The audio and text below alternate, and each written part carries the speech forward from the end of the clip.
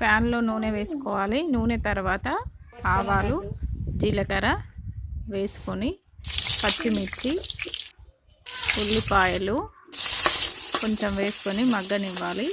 తర్వాత కరివేపాకు, అల్లం వెల్లుల్లి పేస్టు,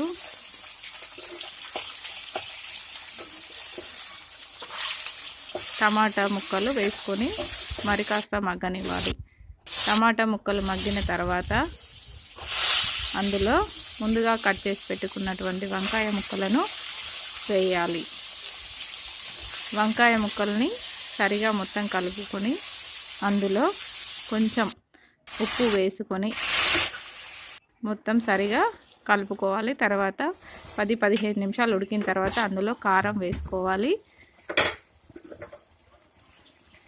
కారం వేసుకున్న తర్వాత కలుపుకొని చివరిగా ధనియాల పొడి, కొత్తిమీర వేసుకుంటే వంకాయ కర్రీ రెడీ.